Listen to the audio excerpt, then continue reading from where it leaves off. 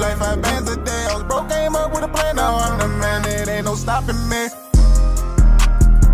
It ain't no stopping me. Got bands, I'ma run it up. It ain't no stopping me. I was broke, came up with a plan, now I'm the man. It ain't no stopping me. Got bands, I'ma run it up. It ain't no stopping me.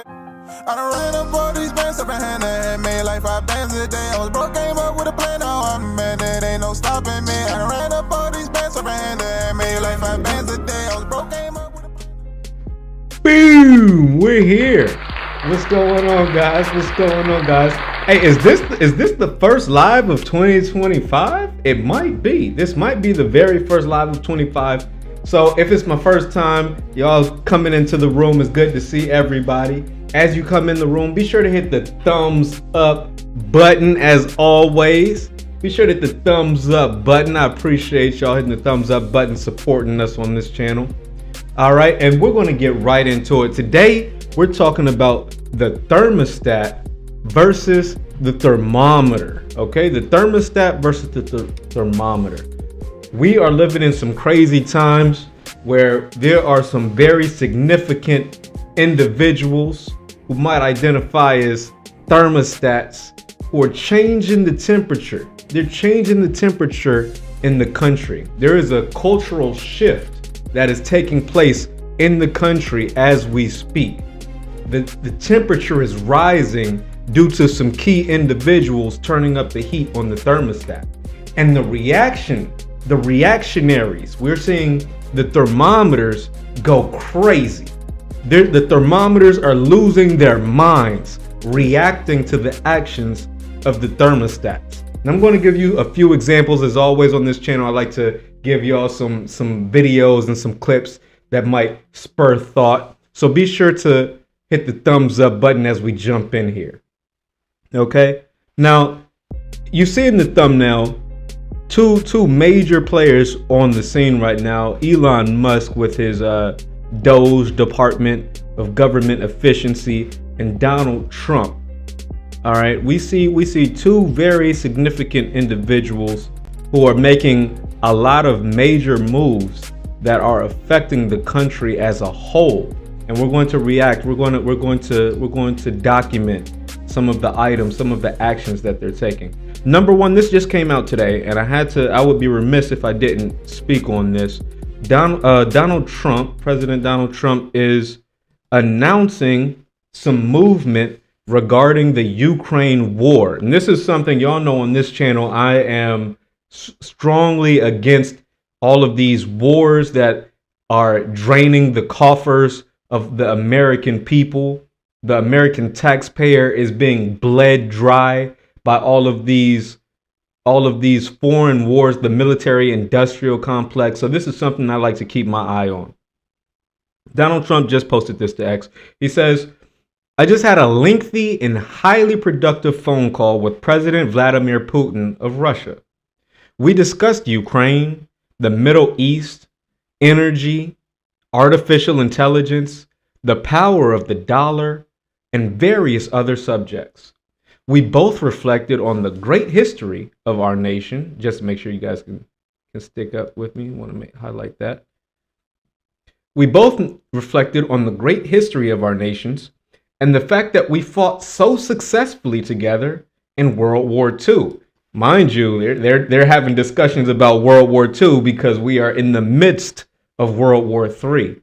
This is the preamble to World War III. Remembering that Russia lost tens of millions of people, and we likewise lost so many. We each talked about the strengths of our respective nations and the great benefit that we will someday have in working together. But first, as we both agreed, we want to stop the millions of deaths taking place in this war with Russia and Ukraine. All right. So this was a campaign promise. And one thing we got to say is Donald Trump is very active and very adamant in fulfilling his campaign promises, unlike many other presidents that will go unmentioned, unnamed. Let's continue with this post because it's very interesting here. The conversation that he describes with Vladimir Putin. President Putin, according to Donald Trump, even used my very strong campaign motto of common sense. We both believe very strongly in it. We agreed to work together very closely, including visiting each other's nations. Now, this is a major development if Vladimir Putin was to visit the United States, because mind you, there is currently a warrant out for Vladimir Putin's arrest. Let's not forget that. So when he's saying that we agree to visit each other's countries, that would be significant. That would mean that either the United States is choosing not to enforce the warrant that is currently active against Donald Trump, or Vladimir Putin, or they would be canceling that warrant altogether, even though the warrant's coming from the ICC. So that would be very interesting on international law, regarding international law. Let's continue. He says, we have also agreed to have our respective teams start negotiations immediately. And we will begin by calling President Zelensky. So this is Vladimir Putin and Donald Trump having a conversation. Zelensky, the other party to this war, isn't even part of this conversation. So Donald Trump is over here. This is the conversation, the thermostat versus the thermometer. Down on the phone with Putin saying, we're going to work this thing out. We're done with this war. We're getting this thing ended. They haven't even told Zelensky yet. Donald Trump is telling the American people and the globe on Twitter before he even calls Zelensky, who is actively at war with this guy. So it's very interesting, the dynamics here.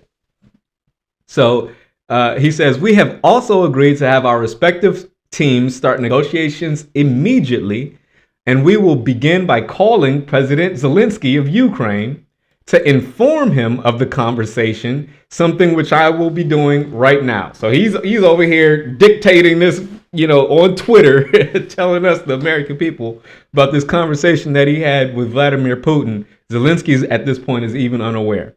He says, I have asked Secretary of State Marco Rubio, Director of the CIA John Ratcliffe, National Security Advisor Michael Waltz, and Ambassador and Special Envoy Steve Witkoff to lead the negotiations, which I feel strongly will be successful. Millions of people have died in a war that would not have happened if I were president. Millions of people have died. Hundreds of millions of dollars have been spent. When we talk about the millions that have gone, hundreds of millions at this point, which have gone to not only Ukraine, but also the Middle East, never to be seen again. Millions of people have died in a war that would have never happened if I were president. But it did happen, so it must end. No more lives should be lost. I want to thank President Putin for his time and effort with respect to this call, and for the release yesterday of Mark Fogel, a wonderful man who was arrested in Russia for having medical, quote unquote, marijuana. A wonderful man that I personally greeted last night at the White House. I believe this effort will lead to a successful conclusion, hopefully soon. All right. Now, this is Donald Trump posted on today. All right. So this is what we're saying. Zelensky, who do you think Zelensky is in this situation? Would you describe Zelensky as a thermometer or a thermostat? Think about the situation here. We've got Russia actively at war with Zelensky. The president Zelensky isn't making a phone call to Russia determining Zelensky, Ukraine's peace. No. Donald Trump is calling Putin, determining and deciding and negotiating peace accords, and he's not even at war. Understand the situation. The United States is not at war with Russia in the Ukraine. Zelensky and the Ukraine is at war with Vladimir Putin and Vladimir Putin in Russia. So you've got Donald Trump making negotiation calls, peace calls with Vladimir Putin, and the country that is actively at war with Vladimir Putin is not like a three-way call. The country that is actively at war with Russia isn't even involved. They're not part of the phone call. They didn't even know about the phone call until after the American people have already been posted on Twitter and X. And now, who do you think is the thermostat in that situation? And who do you think is the thermometer? between Putin or between Trump and Zelensky. But that's just one situation. We follow here domestically what's going on with Elon Musk. Elon Musk has been appointed to the DOGE task force, right? The Department of Government Efficiency. And we see vast levels of corruption being exposed.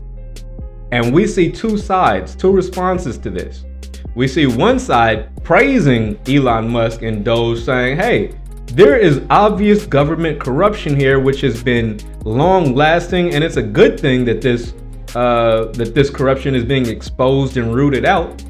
And we see other side of this debate who's reacting, and they've got a weak argument saying, oh, well, Elon Musk wasn't elected. So I'm going to show you both sides of this because it's interesting, the level of cause and effect. It's a level of control and reaction that's very curious in these times that we're living in.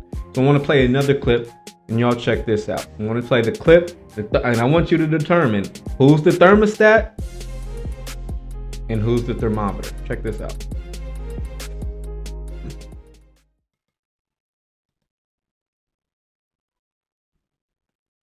Widespread fraud and abuse. Oh, yeah, tremendous fraud.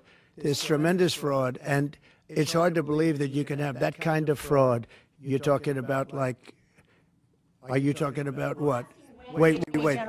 Which are you talking? You're talking about with regard to all of the investigations that are going on about this stupidity. What we're going to do is tomorrow I'm having a news conference. I'm going to read to you some of the names that hundreds of millions and even billions of dollars have been given to. And if you tell me that we should be giving money to those things, those entities, I think you'll probably have to leave as a reporter because you're not very talented. When you look at the kind of money, billions and billions of dollars being thrown away illegally, and there's no chance. I mean, I say it in front of our Attorney General, there's no chance that there's not kickbacks or something going on. When you give millions and millions of dollars to somebody that stands to look at something for 15 minutes and walks away with millions of dollars, that money's coming back in some form. And that's only one form of corruption. The biggest thing is what they do to our country. They're taking massive amounts of money and spending it on items. I went through a list of 200 expenditures that were made, and I found 3 that looked like they were reasonable. Okay, 3. And we'll be talking about that tomorrow. We have a lot of stuff, and I want to commend Elon because he's done a fantastic. He doesn't need this. You know, he's abused by you people every day. He's found more things than anybody could find. I think he's got the credibility to do it. I know he does. And it's his group of people. You know, they started off with 12. I call them 12 geniuses. They started off with 12, and they went to 20 and 25, and now they're up to almost 100. People are joining to help them. This is a massive fraud that's taken place. Wow. So here we have clear evidence of fraud. And I'm just playing clips for you guys. You got to go back and do your own research. But I'm seeing receipts of vast, just ridiculous ways. Millions of dollars going to different countries for condoms and they say, oh, well, they're trying to reduce the rates of, you know, STDs and STIs in third world countries. That's charity work. That's charity work. But and that's there's a place for that. But some of the things I've seen, some of the receipts I've seen for example, gender transition therapy for millions of dollars on things that the average American taxpayer doesn't support. I'm glad this thing is being exposed. I'm glad it's being exposed. There's vast amounts of corruption in the United States government, and anyone who tries to deflect from it by saying, oh, well, he wasn't elected. Well, listen. Don't look a gift horse in the mouth. Don't look a gift horse in the mouth. Just appreciate it. Appreciate the times that we're living in. Appreciate the way that the culture is being shaken up. The whole government, the whole United States environment is being shaken to a core. After 2020, we had massive amounts of commercial real estate closing because we shifted to online work from home. So all those government workers, I live in DC, all those government workers who used to come in from Virginia, come in from Maryland and work in DC and would have to buy lunch in DC and go to happy hour in DC and spend those commercial real estate buildings in DC have been vacant since 2020 because we're working from home.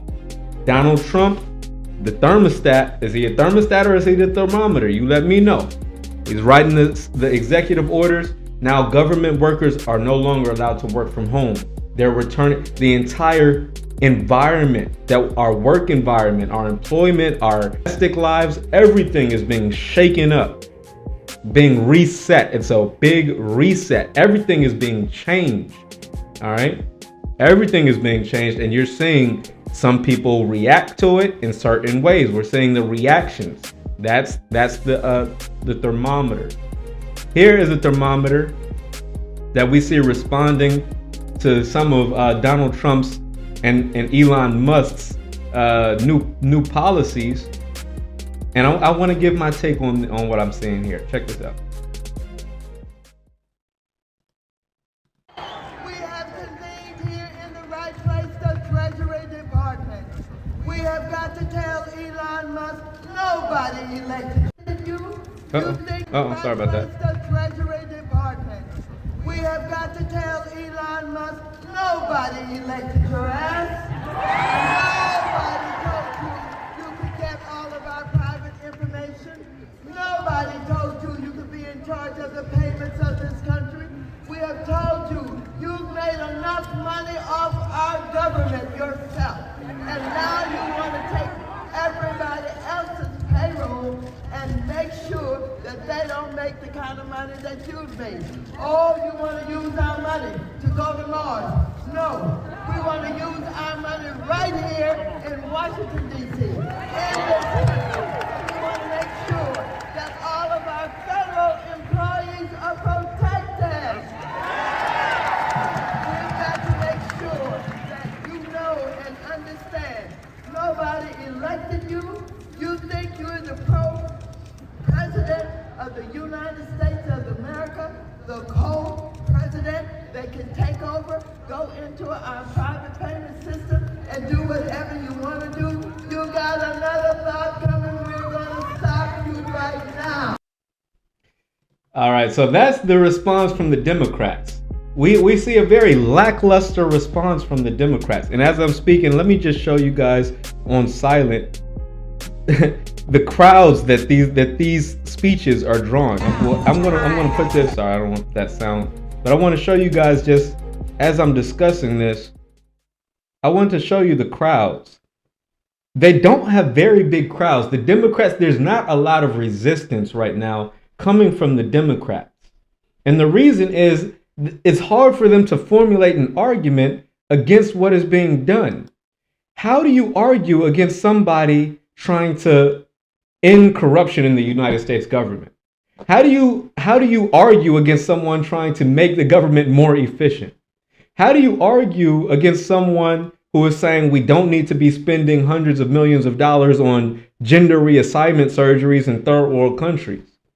It's a hard thing to fight against when the majority of the country is for it.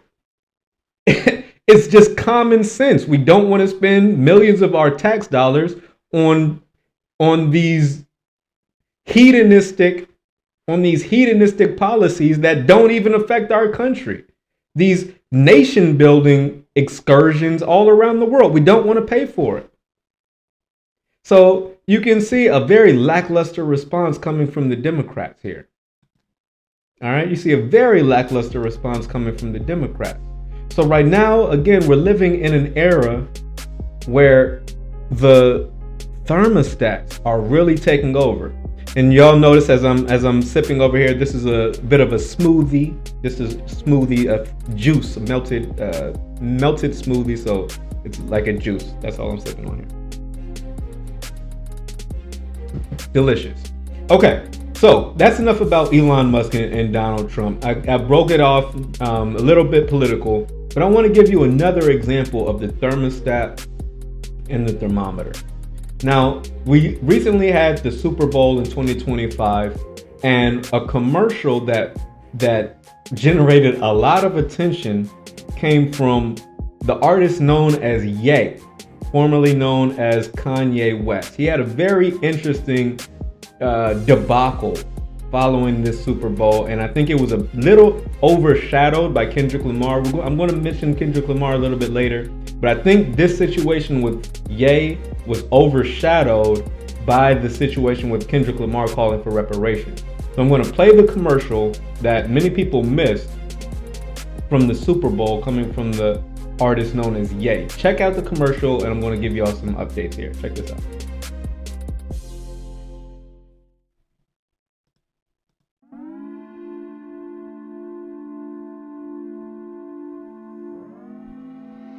So what's up, guys? I spent like all the money for the commercial on these new teeth. So once again, I had to shoot it on the iPhone.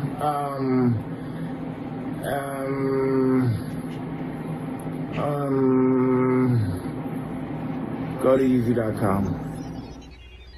So that's his Super Bowl commercial. Yeezy spends the budget on some new teeth. He's like, I'm on my iPhone. Hey, go to Yeezy.com. That's the Yeezy commercial. But what happens when you actually go to Yeezy.com? This is what you see when you actually go to Yeezy.com. You'll see that Yeezy.com is down. Something went wrong. What happened? The store is unavailable. What can I do? Return to the previous page. That's what you will see if you go to Yeezy.com. The reason for that being, if you went to Yeezy.com 2 days ago, the only item that you would see for sale was a swastika t-shirt. You think I'm making that up? You think I'm making this up? Hold on, guys. I want to show y'all the only item. Ye spent millions of dollars on a Super Bowl commercial to send you to a link, and the only thing on this link is a swastika t-shirt. This is what Ye was. This is what Ye. Now think about it. Think about this. Think about this when in the context of the thermostat and the thermometer. He is changing the way a lot of people think. All right, because this doing a move like this, when you know the website is going to be taken down, you know that that the ADL, the Anti-Defamation League, is going to be all over you with lawsuits, trying to get an injunction, calling this hate speech, going to get your website censored.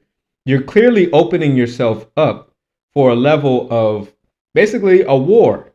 You're opening yourself up to litigation when you pay millions of dollars for a Super Bowl commercial only to lead the viewers, the customers, to a shirt that only one item. There's only one item for sale, and that's a swastika t-shirt. But why? Why is Ye doing this? Why is Ye being so provocative?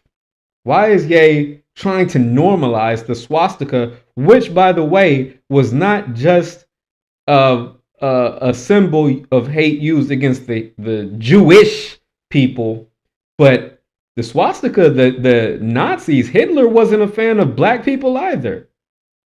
You're mentally ill. If Kanye is mentally ill people were also going to the camps. The swastika was against the people who were mentally ill. Swastika was against black people globally. Swastika, the Nazis are against not just the Jewish people. So why is Kanye, why is Ye doing this? And here's the answer.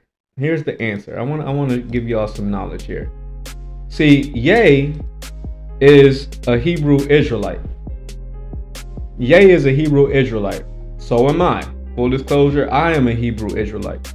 A Hebrew Israelite is someone who believes that the Europeans walking around in Israel today are not the people who the Bible speaks of. The Bible speaks of a melanated group who can be found all across the globe, but specifically in large numbers here in America and in the diaspora. The 12 tribes of Israel are melanated people. Black Americans come from the tribe of Judah specifically. This is the belief of Ye. All right, this is the belief of Black Hebrew Israelites, that we are the true Hebrews the Bible speaks of, and there is an imposter, which is the synagogue of Satan, who says that they are Jews but do lie. And this is who Ye is trying to shine a light on. Y'all check this out, because Ye's been standing on this for a while now, and I don't think his position is often articulated or explained fairly. So let me, as I break down this situation, I want to give y'all some context here. Y'all check this out.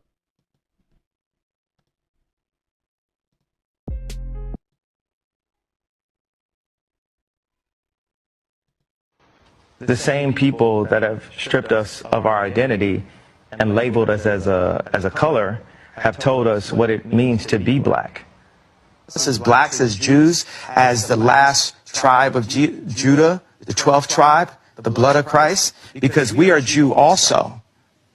And if you ask a Jewish person about their race, they don't say it's a race, they say it's a people. And if we considered ourselves to be more than just a color and more than just a race, but to be a people, we would treat our people and people differently altogether. But there's more. There's more. Check this out. Take back any of the anti-Semitic stuff you might have said? Black people can't be anti-Semitic. We are Jew. You understand what I'm saying? We are Jew. So cool out until you do your facts. Until you really do the facts with the fake indoctrination that y'all pull into the schools and all that. You know what I'm saying? We're not following y'all rules. I mean, just like calling DEF CON on Jews and that sort of, like, do you take back any of that sort of more extreme stuff? You know what? For all the kids that love me, all the Jewish kids that love me, I'm sorry if y'all had to hear a grown-up conversation with us screaming at each other. But we got to a point where something needed to happen. Something needed to be said. Somebody needed to say something. Now, if you're in an argument with somebody, you're not going to say everything the right way. But it got to a point where y'all ain't gonna just keep running, start calling me bizarre and press for all these years. I got to a point, how many more times y'all gonna call me crazy? How many more times y'all gonna give me fake medication that makes me fat off of a misdiagnosis when I really have slight signs of autism from the car accident? But then y'all gave me, you say, whatever, just give them that bipolar medication. Y'all try to kill the superheroes. But we here, we alive. All right, so we see Ye standing on some Black Hebrew Israelite business. So when I want to put in context some of the things that he's saying and why he's being so inflammatory and so direct towards, you know, the European synagogue of Satan.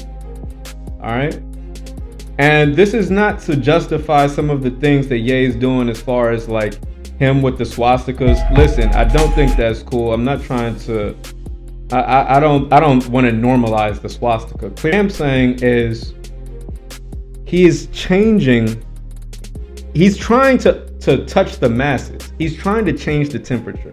He's trying to, in his own way, influence the culture to not only look at who is pulling a lot of puppet strings here, but also the way we look at ourselves.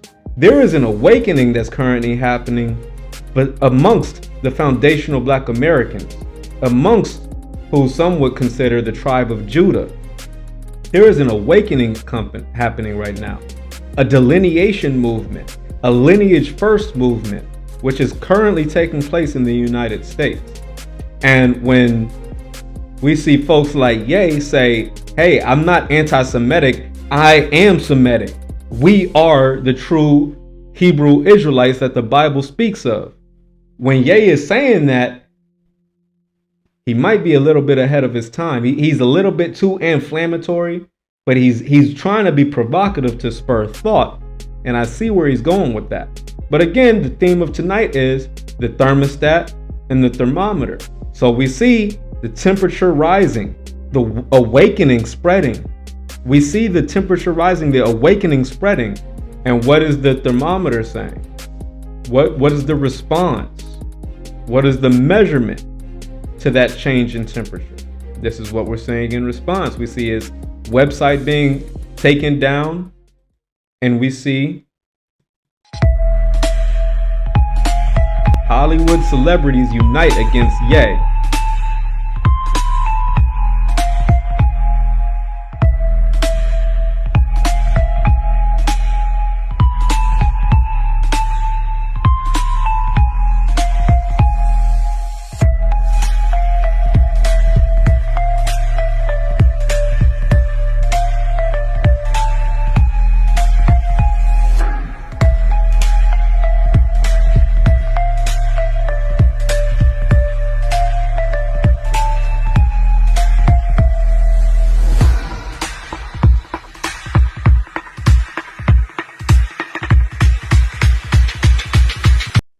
So we see all these Hollywood celebrities, Adam Sandler, Seinfeld, Jerry Seinfeld, Jack Black. We see all these celebrities wearing a Forget Kanye shirt in response to Kanye making his swastika shirt and trying to sell it at the Super Bowl.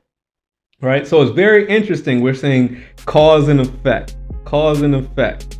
We're seeing individual thermostats change the temperature culturally, and we see the thermometers react to the change that is being taken place in a lot of different realms. I've already shown you in government when we take a look at Trump and Elon. I'm showing you culturally as far as the awakening, the lineage, cultural shifts that are taking place with Ye, the foundational Black Americans, the Hebrew Israelites awakening, right? And I've got one more.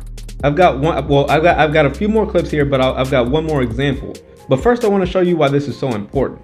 Why is it that we see such a response towards Ye and his message of we're the true Hebrew Israelites versus someone like Elon Musk doing his Nazi salutes, right? We don't see any problem with Nazi salutes because at the end of the day, Donald Trump is supporting Benjamin Netanyahu, and promising to take over the Gaza Strip. So we already know why the ADL isn't upset with Trump and Elon, but this is why they're so focused on the Black Americans.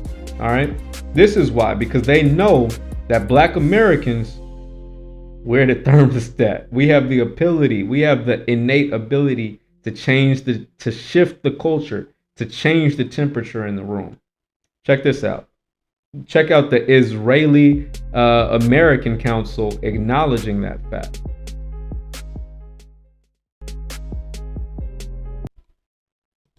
The problem with Israel is with the young generation of the Black community.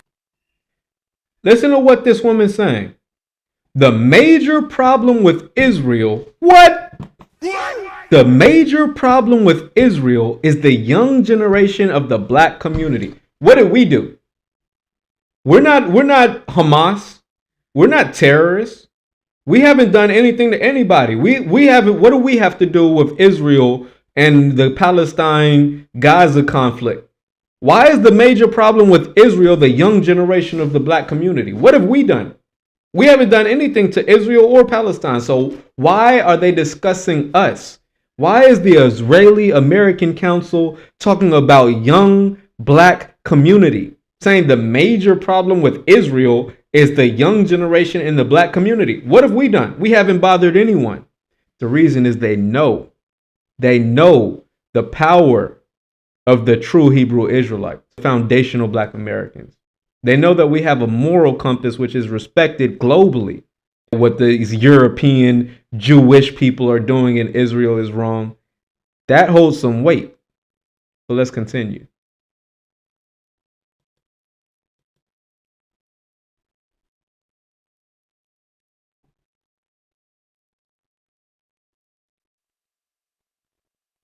Israel is with the young generation of the Black community.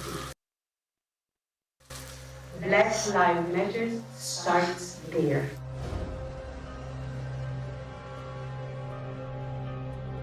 I had last week a dinner, sit-down dinner at my house with 40 people, which are considered the leadership of the Black community and the very important people. They can be part of our Think about what she's saying.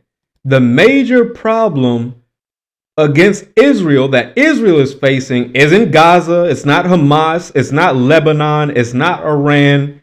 This woman is saying that the major problem that Israel is facing is the young Black Americans. She says she meets with 40 Black influential people, many very important people, and she says, what?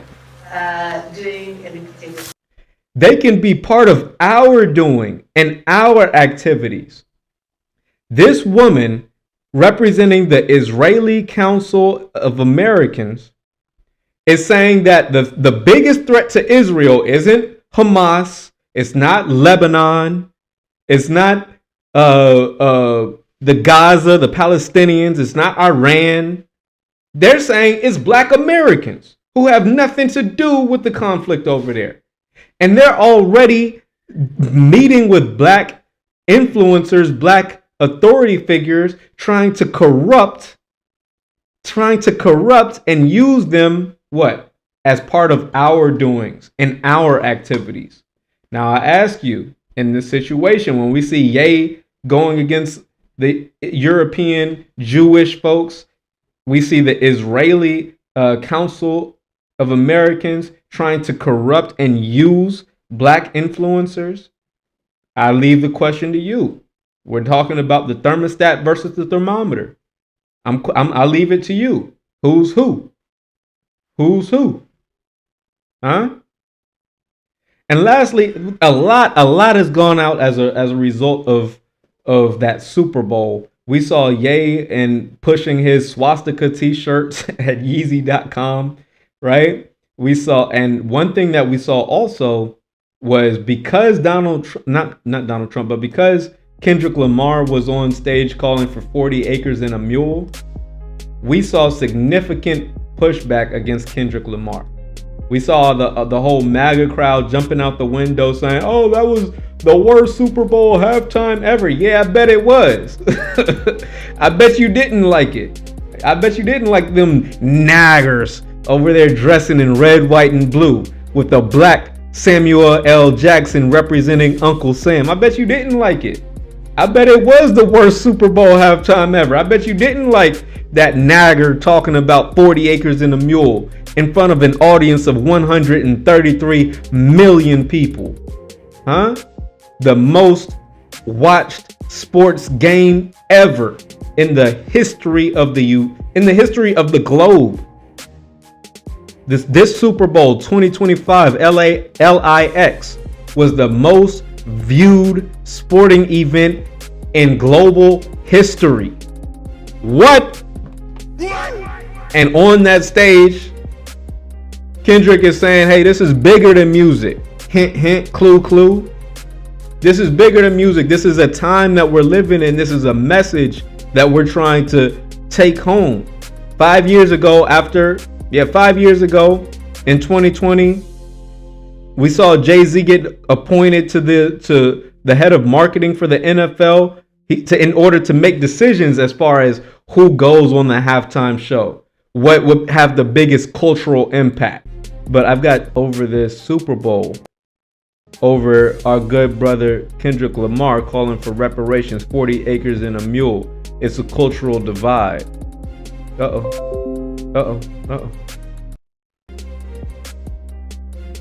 Reconnection. I hope I'm here. Hold on. Having some technical difficulties. Reconnection. All right. Hold on. Smash the subscribe button for more content, more conversations just like this, my guy. Also, in the description, hey, we've got some big things popping in 2025. I've got some new ways for you to support the channel. Right now, we are accepting donations regarding going back to law school. I am saving to go back to law school right now. Right now, more than ever, we need black attorneys who are willing and eager to fight on behalf of black Americans in the form of reparative justice, reparation, economic justice. We need lawyers, black lawyers, who are able and willing to take up these cases of these pale demons who choose to participate in vigilantism on the streets. What they want to call vigilantism, what it really is a targeting and attacks of soft targets is what it is. We need black attorneys who are willing to fight against police corruption and these race soldiers doing race attacks, occupying our black community. We need more black attorneys, period. And I'm willing to be part of the solution. And anyone who wants to help me, help the black community, be sure to hit the link in the description. All right. I'm willing to put my time and sacrifice my time, my efforts, my thoughts in order to help the black community. So if you believe that we need more black lawyers like I believe it, I appreciate your support. All right. Also, by the way, while I get this last clip up, I'm having some trouble getting this last clip up. While I get this last clip up, note that I am an author now. My first book was recently published. The link to the book, The Chronicles of Big Mistake. All right, The Chronicles of Big Mistake is now available on Kindle by Amazon.com. The link to my book, which is now available on Amazon, the link to that is also in the description. And I would encourage you to get it right now because there's a special price right now. So if you take advantage of the link now, you can get a discounted price. I think in 60 days the price is going to jump up. So no, not 60, in 30 days at the end of this month the price is going to jump. So get it while it's discounted. Visit the link now, get it while it's discounted. You can check out my book, The Chronicles of Big Mistake. It's in the description of this video. All right, guys, I had one or two more clips I wanted to play for you, but I might have to close out a little early tonight because I'm having some technical difficulties here. All right, guys. All right. I might have to let it go. I always have these technical difficulties when I'm live. Because I wanted to end on that one too. It's the MAGA crowd reacting to our good brother Kendrick Lamar calling for reparations. It was a hilarious rant, and I wanted to break it down because they were saying some very interesting things regarding Kendrick Lamar's performance. Matter of fact, I'm gonna figure this thing out. We're live, so hey, anyone who's made it this far, y'all must really be rocking with me. Because how far are we in? Are we in an hour in at this point? We're pushing an hour in at this point. I think we've been on for nearly an hour. So anyone who's with me at this point, I think y'all are rocking with me. So salute to y'all. Salute to everybody who's made it this far in the video. I appreciate y'all, and I appreciate y'all hitting the links in the description, because this year I'm trying to build here. We're taking this channel somewhere. I've been on this YouTube side of the game, pushing this reparations, pushing this delineation movement, and I appreciate y'all's support. I appreciate y'all's support for real. I'm gonna try to get this thing. Hold on. I don't want to give up quite yet. I had it scared. Let me see if I can.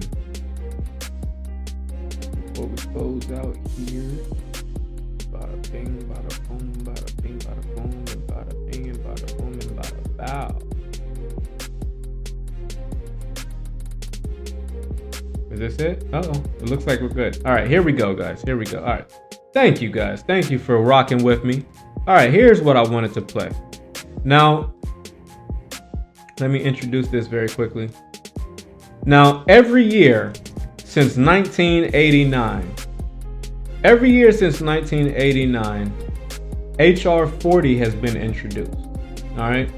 HR 40, for those who aren't aware, is legislation which proposes the study, not proposes reparations, but proposes the study of reparations. Now, every year since 1989, HR 40 has been introduced and it has never passed. All right. It doesn't matter who's in office. It doesn't matter if Democrats are in office, Joe Biden, Barack Obama. Doesn't matter if Democrats are in office. Doesn't matter if Republicans are in office.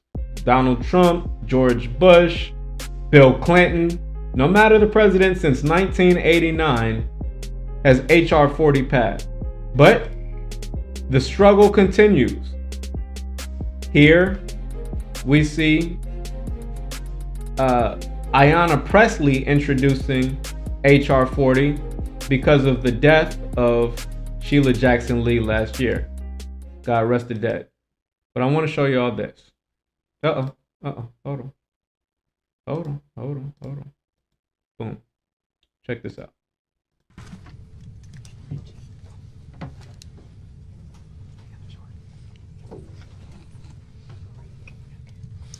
All right, good afternoon, and thank you everyone for braving the inclement weather as we gather to take an essential step forward in the long and ongoing fight for justice, accountability, and healing for Black America.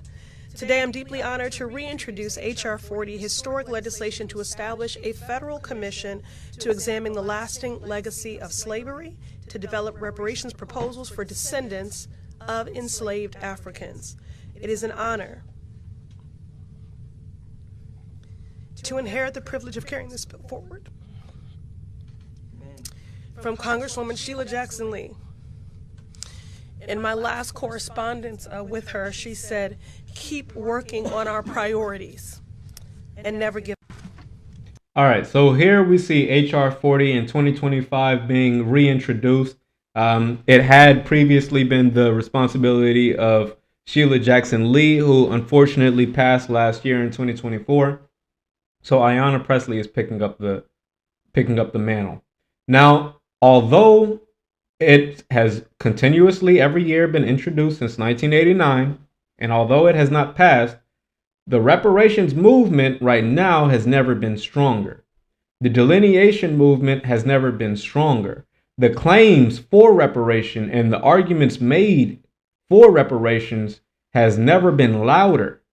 There is an awakening and a spreading of this message of the legitimacy of the reparations claim.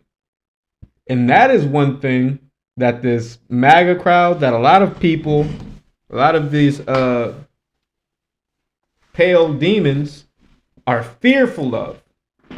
And that's one of the main reasons why they're acting as if they didn't like the Super Bowl LIX halftime show.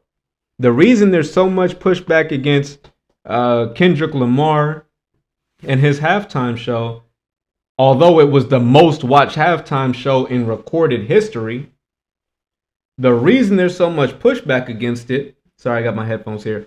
The reason there's so much pushback against it is because they know the messaging. They know the messaging which is being normalized. Right? And they don't like it. Here's one notable reaction.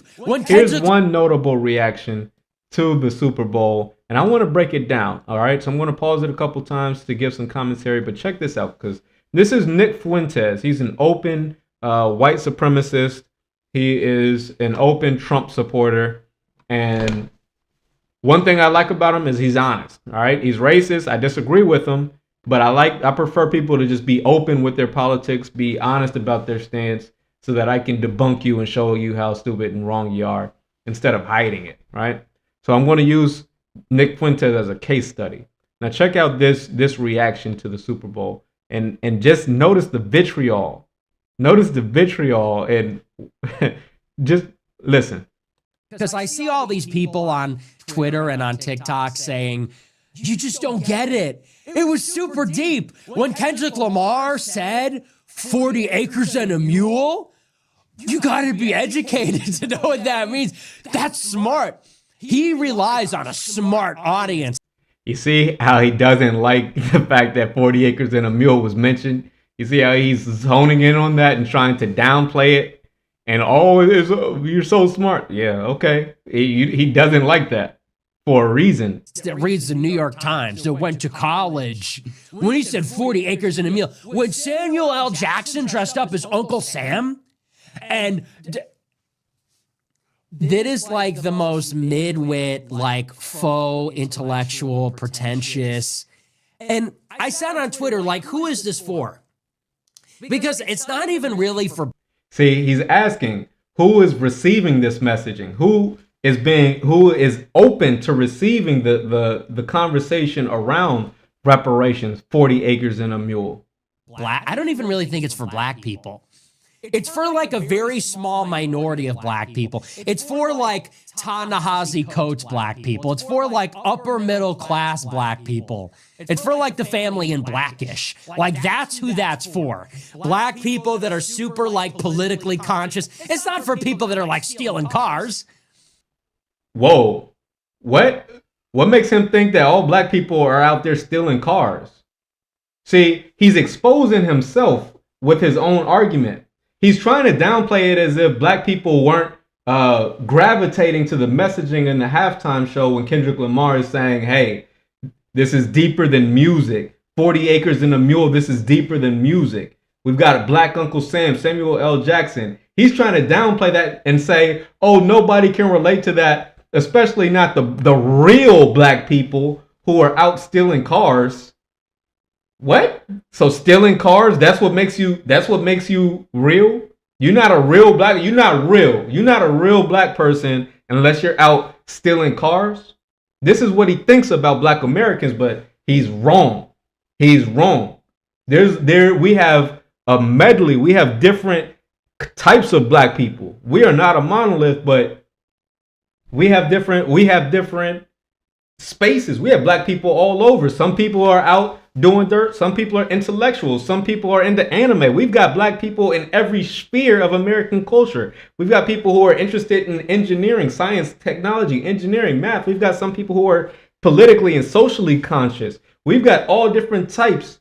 We've got all different types of black people in America. So for him to say, oh, only the pretentious, educated black people care about 40 acres and a mule. Only politically active black people care about reparations. Not the people who are out stealing cars. He couldn't be more wrong. Nick Fuentes, this openly white supremacist Nick Fuentes dude, is wrong when he analyzes black community. He thinks that we're just all criminals and we're all stupid and we don't know anything. And he doesn't recognize the fact that there is an awakening.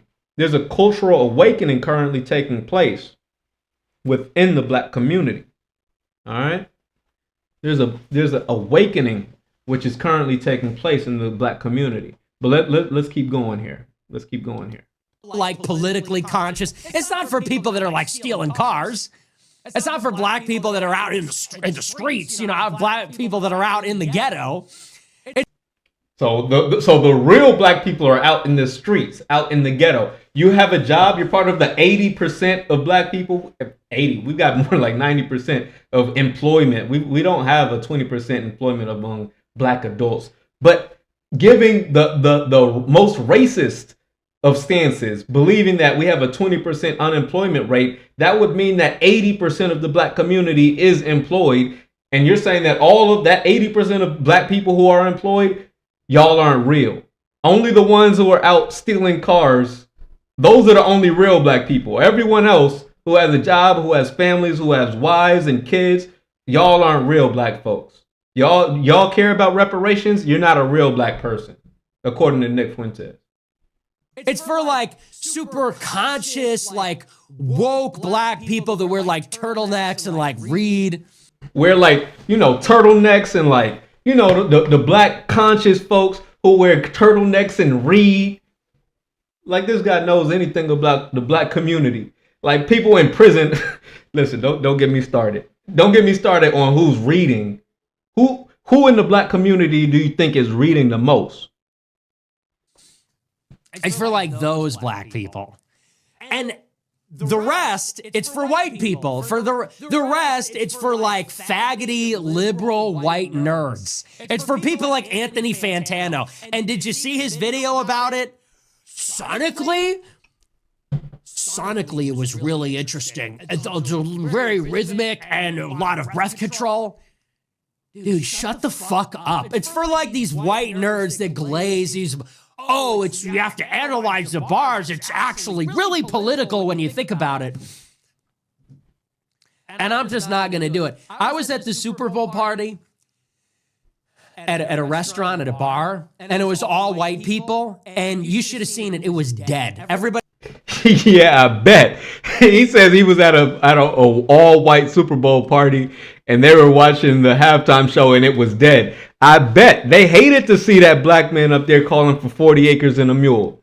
You think they were celebrating? You think they were dancing when they saw all those black people wearing the flag colors, red, white, and blue? They see Serena Williams crip walking on the national Super Bowl halftime stage. You think they want to see that?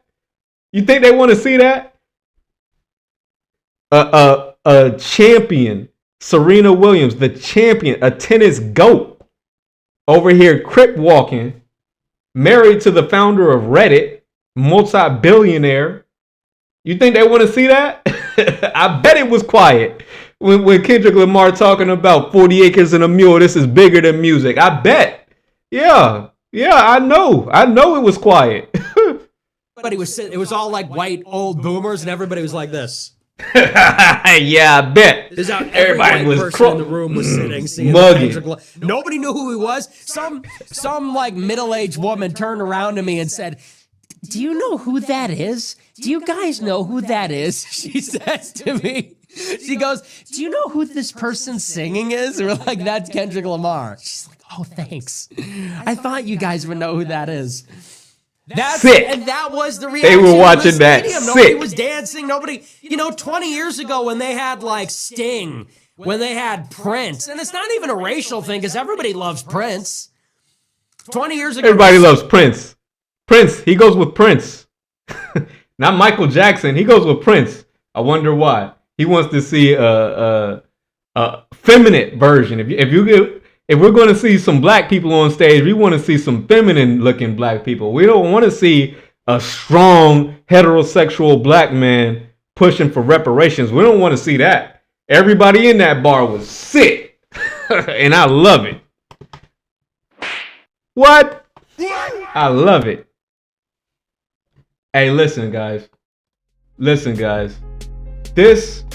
is some crazy times we're living in. I'm going to take this hat off because I'm a little having some trouble with these headphones. But check it out, guys. These are the times we're living in. All right? These are the times we're living in. We're living in some crazy times, man. We're living in the times of thermostats and thermometers. The temperature is changing in this country. There's a big reset that is taking place. We're seeing voices, key players, take their place on the stage, and now is not the time to be shy. Now is not the time to avoid conversations. Now is not the time to avoid conflict. Now is the time to stand on something. We have this delineation movement which is taking place in the country right now. We have this push for reparations which is taking place right now. We need soldiers out here. We need strong, foundational black American soldiers, men and women united in the cause to support our lineage. Because right now it's do or die. It's do or die. See, you got to understand we've got a short window here. People are hoping, the powers that be, the pale-faced demons, are hoping that all of our ancestors who grew up under Jim Crow, all of our ancestors who have a direct ties, who have legitimate complaints regarding the treatment that they personally receive. See, one common talking point, and I'm wrapping it up here, one common talking point that they like to go to is, well, you know, nobody alive owned slaves and nobody alive was actually a slave, so you can't get reparations because you weren't really a slave. That's what they love to say. And when you point out, hey, there's people who are still alive, you know, the Tulsa, Oklahoma bombings, the woman who had her whole city bombed, she's still alive. There are people from Tulsa, Oklahoma who had their cities bombed, who had to flee the United States government burning Black Wall Street. They're still alive and they're pushing for reparations. And you're telling me that this 109-year-old woman who survived the Tulsa, Oklahoma massacre, you're telling me she doesn't deserve reparations? No, they know. They know that these people deserve reparations, and what they're hoping is they can outlive them. They're waiting for our ancestors. They're waiting for our parents, our mothers, our fathers, our grandparents to die. They're waiting for our parents to die, hoping that we'll give up the fight. Hoping that they can shame us into giving up the fight. But now is not the time to be complacent. Now is the time, it's all hands on deck. Now is the time where we need people to be more vocal. If someone asks you and just, hey, so what do you think about reparations? What do you think about the Kendrick Lamar halftime show? I don't want to see y'all saying, oh yeah, it was mid. Oh, the Kendrick Lamar halftime show, it wasn't that great. Nah, now's the opportunity. If someone asks you, hey, how was that Super Bowl LIX? What do you think about the halftime show? You can say, oh, it was great. I loved Kendrick calling for reparations. That's how I felt about it. I loved it. I like to see Kendrick Lamar dressed in red, white, and blue, saluting the American flag. I like to see Samuel L. Jackson representing Uncle Sam, showing that Black Americans have just as much of a tie and a claim to the United States as anyone else. Huh? Now is the time to stand on that. I love to see it. All these people hating on Kendrick Lamar, I love to see it, and I'll be openly vocal and supportive of these people. When they say, oh, what do you think about Ye? You know, I think he's losing his mind. He's crazy. He hasn't been the same since his mother died. Yeah, maybe, you know, he's going through a lot mentally, but check it out. He's pushing that Black Hebrew Israelite stuff. He's trying to wake up his people to claim, to understand our true history. Huh? Now is the time to not shy away, not cow tie and hide yourself and hide your stance. Now is the time to stand on something boldly, loudly, claim it. Now is the time. You have to decide, are you going to be the thermostat or are you going to be the thermometer? You're going to let all these people tell you what temperature it is. Oh yeah, I didn't like Kendrick's halftime show. Oh yeah, you're right. You're right. It wasn't that great. Huh? You want to be a thermometer? Or are you going to say, nah, I liked it. I liked it. I'll let you decide. What are you going to be? The thermostat or the thermometer? Hey guys, if you made it this far in the video, I appreciate you. Salute. I appreciate you rocking with me this long in the video. We went a little long today, but I appreciate it. I hope this something I played for y'all or something I said today could have spurred some thought, could have provoked some thought into you. I hope you got something of value from this video. And if you did get some value from this video, do me a personal favor, hit the thumbs up button, support us in the algorithm. If you haven't done so already, be sure to smash the subscribe button. I'm trying to mix in a combination of shorts, lives, and recorded videos to give y'all some different content, whatever format you like. Some folks like the lives. You can get in, you can hop in the comment section. Like, shout out to Will Cummings, salute. Y'all know I always read my comments. So before I get out of here, I gotta give a quick shout out to Will Cummings. That's all right. He says a couple things. He says, hey, that's crazy though. Who was this guy talking? Yeah, that was what was the guy's name? Nick Fuentes that I was playing earlier. We reviewed Nick Fuentes's comments regarding Kendrick Lamar's halftime show. So that was Nick Fuentes. And he says, dude wants to be like us. That's a fact. That's a fact. They hate us because they ain't us, man. We got the courage. We got the heart to be the thermostat. We change the temperature in the room. Huh? But you got to stand boldly on something. You got to be willing to say something that's controversial. You got to be willing to ruffle some feathers. When someone says, oh, what'd you think about that halftime show? Say boldly, I loved it. Kendrick Lamar calling for 40 acres and a mule, saying this is bigger than rap. I loved it. Say it boldly. You might piss some people off. Be willing to piss people off. Be willing to take the arrows that comes from standing on something. You gotta have some heart somewhere, dog. I said you gotta have some heart somewhere, dog. But ultimately the choice is yours. Are you gonna be the thermostat or the thermometer? Alright guys, that's it for the night. I'm gonna see y'all on the next one. Peace! These bands up in hand and made like 5 bands a day. I was broke, came up with a plan, now I'm the man, there ain't no stopping me. I ran up all these bands up in hand and made like 5 bands a day. I was broke, came up with a plan, now I'm the man, there ain't no stopping me.